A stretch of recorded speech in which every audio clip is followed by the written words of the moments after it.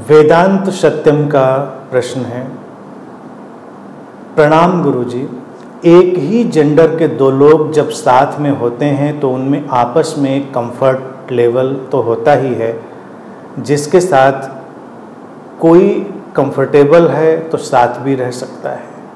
पर जब ये रिलेशनशिप फिजिकल सेक्सुअल होती है तो एबनॉर्मेलिटी लगती है। हालांकि इस रिलेशनशिप का आज एक्सेप्टेंस हो गया है, कृपया कुछ कहें। संबंधों के दायरे में हमको ये जो सेक्सुअल टोन है, कलर है, उसको समझना बहुत ज़रूरी है। तो जो वेदांत का प्रश्न है वो भी समझने जैसा है कि लोगों के साथ रहने में हमने सेक्सुअलिटी को इतना इन्वॉल्व क्यों कर दिया है। हमने कैसा समाज बनाया है कि लोगों के साथ आने का मतलब एक सेक्सुअल ओवरटोन ही क्यों होती है। प्रश्न में लिखा है कि जो मान लीजिए एक ही जेंडर के लोग हैं, साथ में रह रहे हैं, तो उनमें कंफर्ट लेवल है, हो सकता है। पहले के वक्त में देखिए यही होता था कि भाई स्त्री स्त्री पुरुष पुरुष साथ में हैं तो लोगों को लगता हाँ दोस्ती है, ये है। आज के वक्त में वो भी गड़बड़ हो गया है। हमारे टीवी, वेब सीरीज, सिनेमा, उनने उनको और हाईलाइट कर दिया है। लोगों के अंदर वो सब संभावनाएं भी आ गई हैं। तो यहाँ पर हमको चीज़ों को बहुत बहुत अलग अलग शेड्स में देखना पड़ेगा। इसको भी हम स्टेप बाय स्टेप देखते हैं कि देखिए एबनॉर्मेलिटी जैसा कि लिखा है, लगता है अगर सेम जेंडर में भी सेक्सुअल रिलेशनशिप आती तो क्या वो एबनॉर्मेलिटी है? मैं कहूँगा एबनॉर्मेलिटी नहीं है, क्योंकि कुछ लोग ऐसे हो सकते हैं जिनके अंदर वैसी भिन्नता हो। कुछ लोग ऐसे हो सकते हैं। अगर कुछ लोग भिन्न हैं तो हमें उनको स्वीकार कर लेना चाहिए, बस इतनी सी बात है। लेकिन सारे लोगों में वो कलर होगा ये तो अनिवार्य नहीं है। तो हम सारे लोगों को उस चश्मे से देखें ये बिल्कुल अनावश्यक है। अब इसको हम दूसरी लाइट में नहीं देखते, इसको जैसा दूसरी लाइट में देखिए तो बड़ा रोचक होगा। सेम जेंडर पर जो प्रश्न उठाया है कि उनके रिलेशनशिप में जो सेक्सुअल एलिमेंट आता है कुछ जगह पर आता है और कुछ जगह विकृतियां भी आती हैं। जैसे कुछ लोग रिलेशनशिप में ऐसे जाते हैं, फ्रिवोलस रिलेशनशिप्स में, ना कोई कमिटमेंट है, ना कोई मीनिंगफुलनेस है, तो वो तो चाहे वो सेम जेंडर हो चाहे अपोजिट जेंडर हो, वहाँ तो प्रॉब्लम है नहीं। जिस तरह से सेम जेंडर के बीच सेक्सुअल रिलेशनशिप एबनॉर्मेलिटी जैसी जान पड़ रही है, उसका दूसरा पहलू समाज में हम देखें कि जब अपोजिट जेंडर, अपोजिट सेक्स के लोग साथ में हों तो ये कहाँ जरूरी है कि उनके बीच भी सेक्सुअल एलिमेंट हो। तमामों ऐसे रिलेशंस हो सकते हैं साथ में और कोई सेक्सुअल एलिमेंट नहीं है। जरूरी कहाँ है, मतलब इसकी आवश्यकता भी कहाँ है।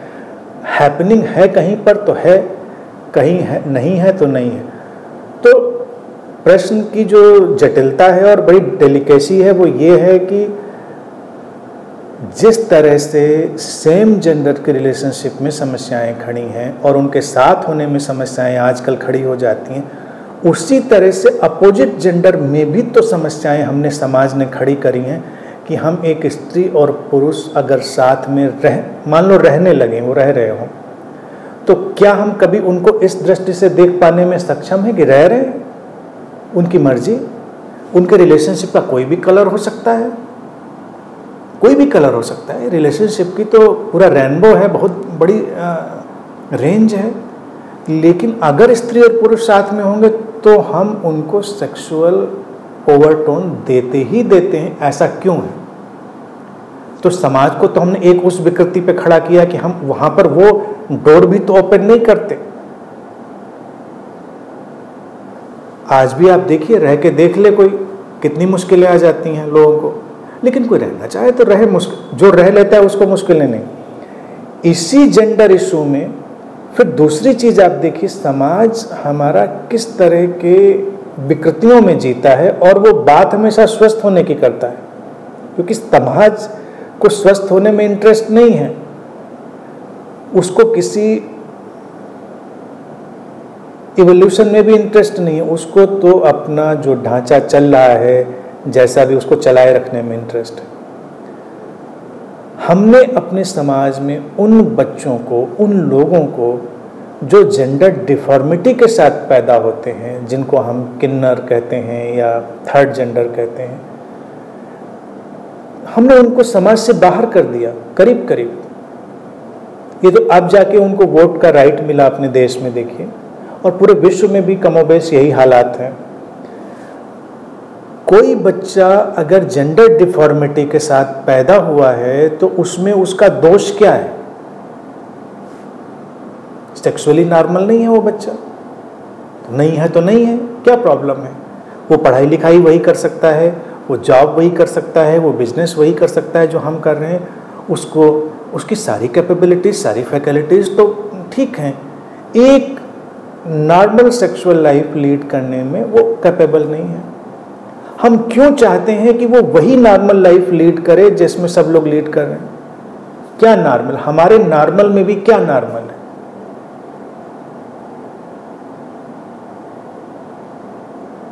हमारे नॉर्मल में भी तो कितने एबनॉर्मल की लेयर्स लगी हुई हैं। तो हमने उस जेंडर डिफॉर्मिटी का जो चाइल्ड है, जो बच्चा है, उसको भी इस तरह से समाज से बाहर कर दिया और उसी पर ये सारी विकृतियां समाज में खड़ी हो गई। एक ऐसा वर्ग जो हमारे घर परिवार में, हमारी मेन स्ट्रीम में हो सकता था, वो नहीं होता है। क्यों है ये? केवल सेक्सुअल डिस्टॉर्शन। वो लोग हमको याद दिला सकते हैं कि जिंदगी अलग ढंग से भी जी जा सकती है। जिंदगी का मतलब यही नहीं है और संबंधों का मतलब यही नहीं है कि स्त्री पुरुष साथ में आएंगे, बच्चे पैदा करेंगे, परिवार चलाएंगे, यही संबंध है। संबंधों की एक बहुत बड़ी रेंज को हमें एक्सेप्ट करना पड़ेगा और लोगों की विविधता और भिन्नता को एक्सेप्ट करना पड़ेगा। जितना हम विविधता और भिन्नता को एक्सेप्ट करेंगे तो ये जो सप्रेस्ड सेक्सुअलिटी है ये बाहर हो जाएगी। यही समाज अपने भीतर जब सेक्सुअल वायलेंस है, रेप है, जिसकी बातें सब लगातार चल रही हैं, चाइल्ड अब्यूज वगैरह वगैरह, उस सब पर इतना एग्रेसिव हो जाता है, वही समाज, वही लोग अपने अंदर जिस तरह से सप्रेस्ड होते हैं, वो किसी अलग तरह के प्लेटफॉर्म को जो संबंधों में आता है उसको स्वीकार करने के लिए नहीं तैयार होते। अगर वो तैयार हो तो जेंडर डिफॉर्मिटी कभी कोई इशू नहीं रह जाए, बाकी लोगों का साथ रहना कभी कोई इशू नहीं रह जाए। इशू क्या है? मेरी दृष्टि में तो कोई इशू नहीं है।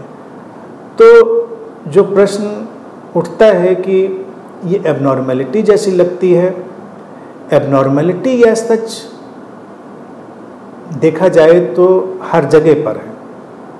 हमारी नॉन एक्सेप्टेंस में ही सारी एबनॉर्मेलिटी।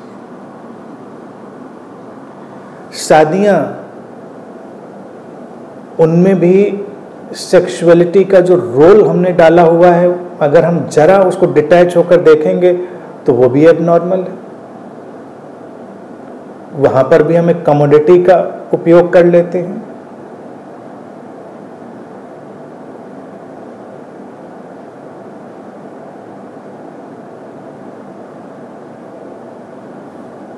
किसी को वस्तु में बदल देना, किसी को ऑब्जेक्ट में बदल देना, ऑब्जेक्टिफाई कर देना, ये सबसे जो हीनियस क्राइम है वो यही है। और हम दिन प्रतिदिन, डे बाय डे, अपने दैनिक जीवन में लोगों को ऑब्जेक्ट्स में बदलते रहते हैं, वस्तुओं में बदलते रहते हैं। तो ये हमको नहीं दिखता। फिर सारी हिंसा उसी प्लेटफॉर्म से जनरेट होती है जहां पर हमने लोगों को वस्तुओं में बदला था।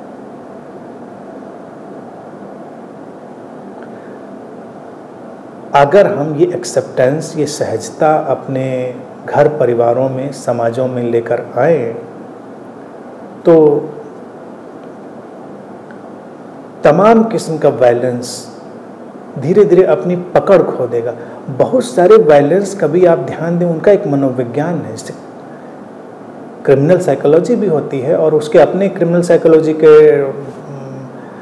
अध्ययन के विषय हैं, लेकिन अपराध का एक मनोविज्ञान अलग किस्म का होता है। वही अपराध पनपता है जिसका निषेध बहुत ज़्यादा होता है और जिसके प्रति लोगों की प्रतिक्रियाएं बहुत ज़्यादा होती। वो अपराध जैसा लगता है, वो अपराध करने में भी लोगों को रस आता है, क्योंकि अपराधी भी अपराध में रस ले रहा होता है। तो कई बार उस मूल घटना का उद्देश्य नहीं होता है, मूल घटना से पैदा होने वाली प्रतिक्रियाओं का रस होता है। जैसे बचपन में स्कूल में आप बच्चे होते हैं और कोई किसी को चिढ़ा रहा है, कोई किसी को किसी फनी नाम से बुला के चिढ़ा रहा है, तो बच्चा जब तक चिढ़ रहा है तो चिढ़ाने वाले रस ले रहे हैं। अगर वो न चिढ़े तो चिढ़ाने का रस खत्म, वो अपराध खत्म, क्योंकि उस अपराध में मजा नहीं आ रहा, उस अपराध का मूल्य खो गया। तो अपराधी को, यानी कि ये जो क्रिमिनल मेंटेलिटी होती है, जो क्रिमिनल साइकोलॉजी होती है, वो भी उन भावनाओं पर ही पनपती है जिन पर उसको लगता है कि बहुत बहुत हाय तौबा मचेगी, समाज में बहुत ज़्यादा उत्पात होगा, तब अपराध आएगा, चाहे वो किसी भी लेवल का हो, कोई भी लेवल का। अपराधी का रस उसमें ज़्यादा है।